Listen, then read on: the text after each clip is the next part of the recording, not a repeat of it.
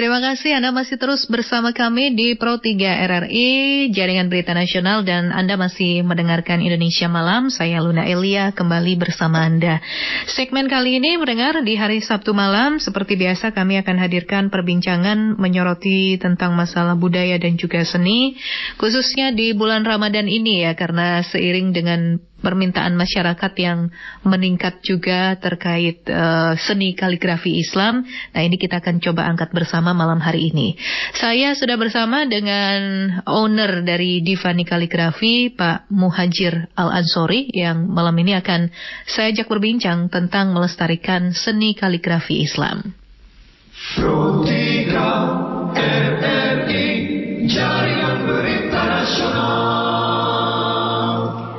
Selamat malam, Assalamualaikum Pak Muhajir.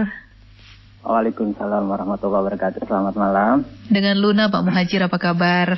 Iya, alhamdulillah baik. Kabar baik ya. Kita ajak berbincang Bapak malam hari ini tentang seni kaligrafi Islam ya. Ini segmen kita ini ruang konsultasi pelestarian seni dan budaya, Pak Muhajir. Jadi nanti kita undang pendengar juga untuk menanyakan berbagai hal tentang seni kaligrafi, boleh ya?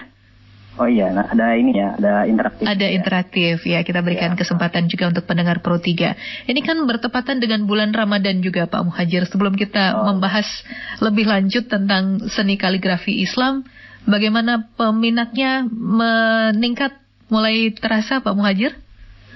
Ya, sebenarnya kalau untuk kaligrafi itu untuk selama 1 tahun itu stabil ya, hanya saja menjelang bulan puasa sampai menjelang Idul Fitri itu terjadi peningkatan yang cukup signifikan ya, peminat dari kaligrafi itu sendiri, karena memang momennya memang tepat ya, nuansa Ramadan itu sangat tepat dengan produk-produk Islami, salah satunya dengan produk kaligrafi. Oh gitu ya, jadi ini terjawab sudah kalau momen Ramadan dan juga Lebaran ini seringkali masyarakat banyak permintaannya ya, berkaitan dengan masalah Islam, termasuk kesenian kaligrafi ini.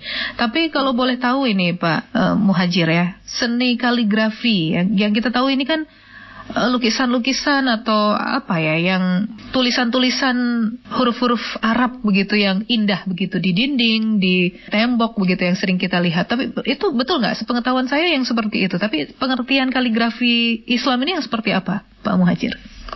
Sebenarnya kalau kaligrafi itu sendiri itu dari bahasa Inggris yang akarnya dari bahasa Yunani, yaitu kalios yang artinya indah, dan grafen artinya menulis. Menulis indah. Ini bukan cuma kaligrafi Islam, ada kaligrafi Cina, Jepang, dan lain sebagainya. Hanya kalau dia diidentikan dengan kaligrafi Islam atau kaligrafi Arab, ya itu identik dengan penulisan misalnya ayat-ayat Al-Quran, asma-asma Allah, ya nama Nabi, nama para sahabat, dan lain sebagainya. Kontennya itu ketika disebut itu sebagai kaligrafi Islam, tentu identik kontennya adalah konten dari Islam. Misalnya ya tadi ayat Al-Quran, hadis, nama-nama, dan lain sebagainya. Nah, untuk aplikasinya itu beragam. Dari mulai lukis, naskah biasa ya, tulisan biasa hitam di atas putih. Ada juga ukiran, di ukiran kayu, ada juga relief di logam, batu, dan lain sebagainya. Nah, ini juga aplikasi ini mengikuti perkembangan. Seperti saat ini trennya teknologi digital ya. Misalnya desain grafis, itu desain kaligrafi bisa menggunakan komputer, bukan lagi manual. Kemudian juga cetak, digital printing, itu juga kita mengadaptasi mengikuti perkembangan teknologi grafis seperti itu. Jadi itu semua tetap kaligrafi, hanya saja kalau dari aslinya kaligrafi itu memang seni menulis dengan tangan. Jadi kalau seni menulis ini berarti memang ada unsur-unsur keindahan yang ditonjolkan ya Pak Muhajir ya? Iya, namanya juga seni ya. Seni. Tapi perlu dicatat bahwa sebenarnya sejarahnya itu sendiri bukan dari awal Islam. Karena justru di awal Islam itu Al-Quran ya, sebagai kitab suci umat Islam, itu pada awalnya memang dihafal. Dan memang bangsa Arab saat itu terkenal dengan daya memorinya yang sangat kuat. Jadi mereka itu lebih mengandalkan daya ingat, daya hafal daripada dengan menulis. Ya. Jadi saat itu Al-Quran tidak ditulis. Baru sekitar pada pemerintahan Abu Bakar ditulis, itu pun tidak disusun. Dan baru zaman Sayyidina Utsman ketika banyak para penghafal Al-Quran yang gugur dalam medan perang, dan semakin sedikit yang menghafal Al-Quran, akhirnya baru ditulis. Itu pun bukan seni. Jadi hanya menulis untuk mengabadikan Al-Quran dalam arti untuk supaya tidak punah. Jadi belum dikategorikan seni kaligrafi. Dan baru perkembangannya setelah zaman beberapa ratus tahun setelah Rasulullah hijrah pada abad kedua dan ketiga Hijriyah gitu. Baru itu dikatakan seni kaligrafi. Oh, jadi dulu hanya sekedar tulisan yang mungkin nggak ada, kan kertas belum ada ya, daun atau iya, dulu menggunakan kayu lontar gitu. terus kulit-kulit hewan ya di pelepah kurma seperti itu media tulisnya. Itu pun dulu bukan Al-Quran seperti sekarang dalam tersusun 30 juz ya, tapi hanya beberapa lembar saja. Dan baru tersusun pada zaman Sayyidina Utsman. Itu kontennya itu apa? Bukan kaligrafi, ya itu ayat Al-Quran. Bahkan pernah ada hadis Nabi yang melarang menulis selain Al-Quran. Barang siapa yang menulis konten selain ayat Al-Quran maka harus dimusnahkan. Jadi dulu pernah ada pelarangan. Gitu. Nah, tapi dulu setelah itu baru hadis-hadis pun boleh ditulis. Nah, dalam bahasa Arab, menulis Arab itu artinya kitabah, ya, kitabah dalam bahasa Arab. Tapi kalau seni menulis atau kaligrafi itu khot. Jadi khot dengan kitabah itu beda, walaupun sama-sama menulis. Bedanya apa? Bedanya tujuan atau orientasinya. Jadi kalau tujuannya hanya menulis seperti menulis materi biasa ya, itu namanya kitabah. Tapi kalau tujuannya untuk keindahan seni, itu untuk tujuan estetika, itu namanya khot. Jadi berbeda seni kaligrafi Arab dengan menulis Arab biasa. Gitu ya. Kalau kaligrafi itu sendiri masuk ke Indonesia seperti apa sejarahnya, Pak? Itu sebenarnya agak sulit untuk ditelusuri ya. Tapi ada satu batu nisan di Gresik yang ditemukan pada sekitar tahun 1000 ya. 1000 berapa saya lupa. Itu makam Fatimah binti Maimun memang tertulis dengan tulisan Arab yang cukup bagus gitu. Itu menurut para sejarawan diduga itu adalah awal dari kaligrafi di Indonesia. Dan perkembangannya dari pesantren memang saat itu ya, pada abad-abad awal Islam seperti Wali Songo memang tidak ada yang ditokohkan. Tidak ada ditokohkan seperti pada abad-abad Islam sebelumnya ya. Misalnya zaman Daulah Abbasiyah dan lain sebagainya. Tapi di Indonesia tidak ada yang ditokohkan. Jadi agak sulit untuk menelusuri sejarah awal mula kaligrafi masuk ke Indonesia. Tapi bisa dibilang saat Islam masuk ke Indonesia memang kaligrafi sudah mulai berkembang. Kalau yang ada di Indonesia ini kan kebanyakan kaligrafi Islam. Meskipun tadi Anda menyampaikan bahwa tidak hanya tulisan Arab saja ya, tidak hanya huruf-huruf Arab saja, tetapi Cina juga ada atau Jepang juga ada ya huruf-huruf seperti itu, Pak Muhadjir. Iya, betul. Kalau kaligrafi dengan alfabet seperti yang kita gunakan ada tidak? Ya, yaitu Latin ya. Latin yang kita disebut abjad ya. Abjad ya, itu, seperti kita. Itu juga sama, ada juga seni kaligrafinya. Jadi kaligrafi itu sebenarnya tidak identik Islam. Tapi kalau dikatakan kaligrafi Islam atau kaligrafi Arab memang identik dengan Arab ya. Ya memang karena kebetulan di Indonesia adalah komunitas muslim terbesar di dunia ya, dengan mayoritas muslim terbanyak. Jadi kalau ketika orang menyebut kaligrafi sering mengidentikan dengan kaligrafi Islam, padahal bukan cuma Islam ya, bukan cuma Arab yang ada kaligrafinya, Latin ada, Cina ada, Jepang juga ada. Gitu. Di Indonesia juga ada, selain kaligrafi Islam, kaligrafi Latin atau kaligrafi huruf Cina, huruf Jepang. Ya, itu juga berkembang, cukup banyak juga cuman mungkin tidak sepopuler kaligrafi Arab. Dan memang begini ya, karena ini konten-kontennya ini adalah konten yang bernuansa spiritual ya.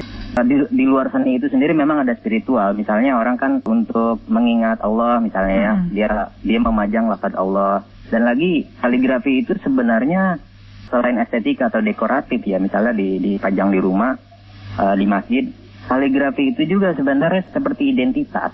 Jadi ada ungkapan sepertinya bukan muslim kalau di rumahnya tidak ada kaligrafi, semacam identitas. Sama seperti perempuan muslimah yang menggunakan kerudung itu identitas. Seperti itu, menunjukkan bahwa dia itu muslim. Mungkin kalau orang saudara kita yang Nasrani mungkin simbol salib seperti itu identitas. Oh gitu ya. Jadi karena ini bukan hanya sekedar seni, tapi ini juga ada nuansa spiritualnya. Oke, baik. Kita sambil undang pendengar ya Pak Muhadjir ya. Iya, silakan. Silakan ya, untuk yang ingin bergabung silakan kami berikan kesempatan. Kita membahas tentang seni kaligrafi Islam malam hari ini. Saya sudah bersama dengan Pak Muhadjir Al-Ansori. Beliau ini adalah owner dari Divani Kaligrafi. Silakan Anda boleh bergabung di 0213866712 atau SMS-nya juga silakan Anda kirimkan di 081399399888. Kita kembali membahas malam ini tentang seni kaligrafi yang kita akan kupas bersama dengan Pak Muhadjir. Kalau kembali ke masalah seni kaligrafi ini tadi, huruf-hurufnya yang mungkin pernah saya sempat lihat itu huruf Jawa juga ada ya Pak Muhadjir ya? Yang disebutnya Arab Pegon gitu. Arab apa? Arab Jawa. Arab Pegon.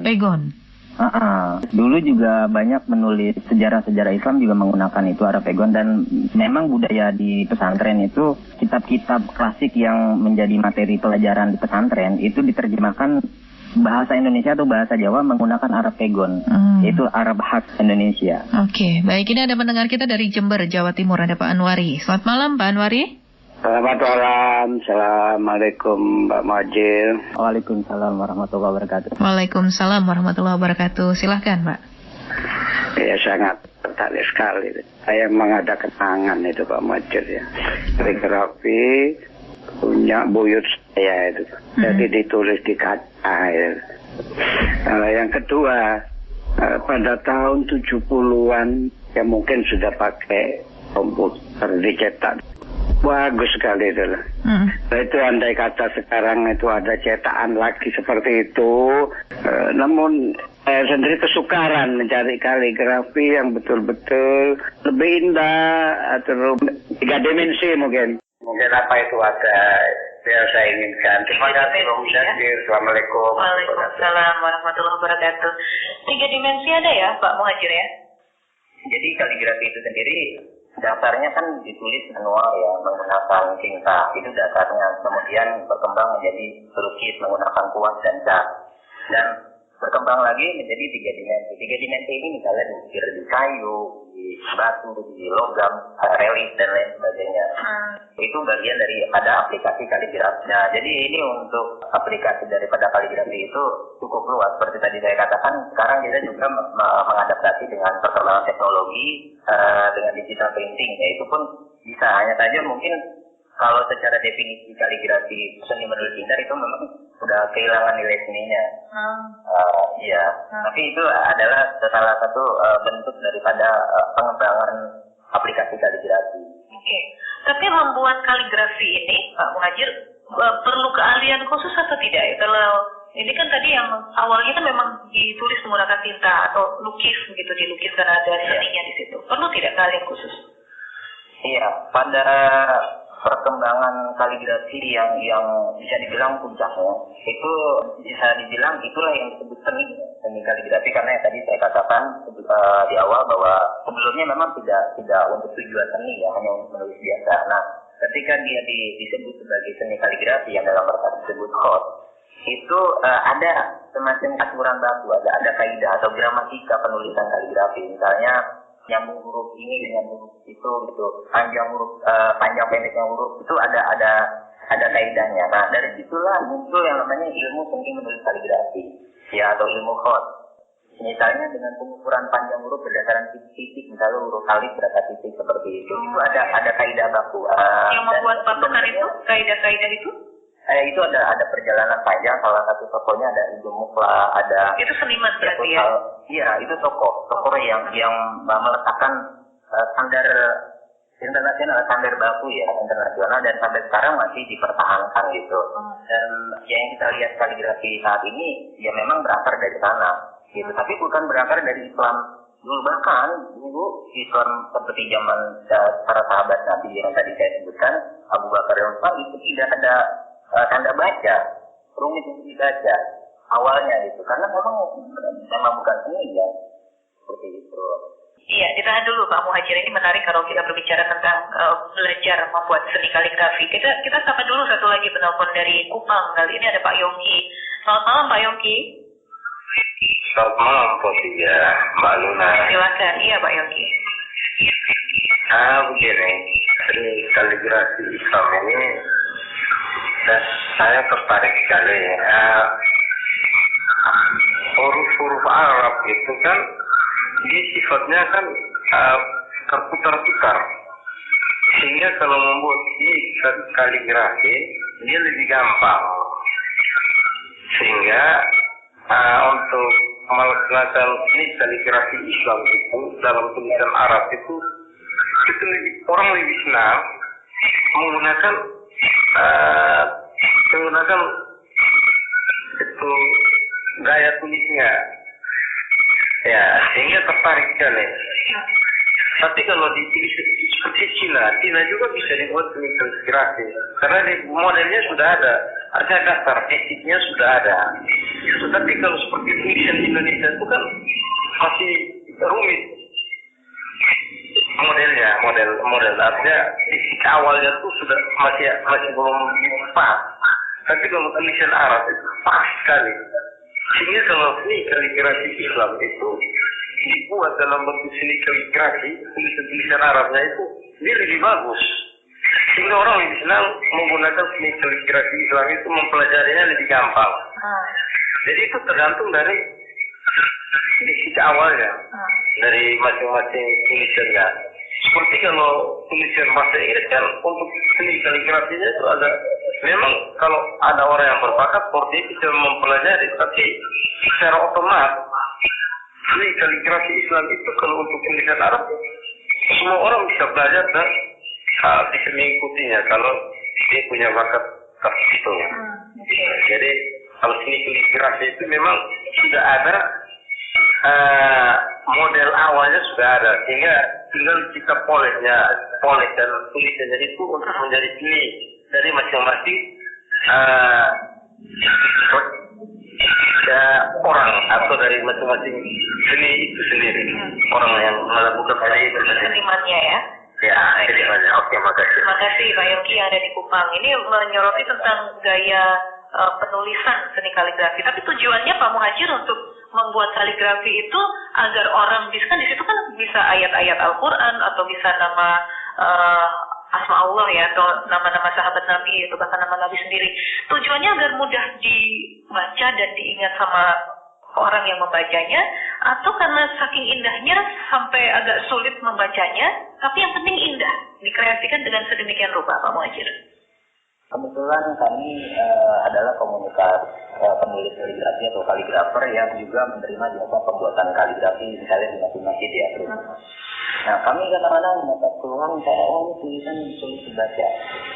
Saya rasa memang kami perlu mengedukasi masyarakat ya, bahwa sebenarnya kaligrafi itu tadi yang tadi saya katakan bahwa ini adalah seni ya. Ini adalah seni menulis kaligrafi. Jadi sebenarnya tujuan utamanya bukan untuk dibaca, tapi dia akan menjadi daya tarik. Ya, akan menjadi daya tarik untuk supaya orang tertarik untuk membacanya. Walaupun jangankan orang kita yang memang bahasanya bahasa Indonesia bukan Arab, tulisannya pun tulisan Latin gitu ya. Bangsa Arab sendiri belum tentu bisa membacanya. Apalagi yang jenis hurufnya yang sangat menumpuk gitu ya. Itu kita tidak familiar gitu ya. Jangankan kita, orang Arab pun belum tentu bisa membacanya karena memang tujuannya untuk seni, untuk tujuan estetika, seperti itu. Jadi tidak semua tulisan kaligrafi memang tujuannya untuk dibaca. Nah, dari sekian banyak jenis tulisan kaligrafi itu yang populer ada 7. Nah, yang paling banyak kita familiar kita lihat adalah khot nasi. Ini yang kita lihat di mushaf Al-Quran. Itu memang tujuannya untuk mudah dibaca dengan harokatnya, dengan tanda baca yang lengkap itu memang tujuannya untuk mudah dibaca. Seperti itu. Tapi kalau yang lain agak sulit karena kita tidak familiar. Ada pendidikannya Pak Muhajir?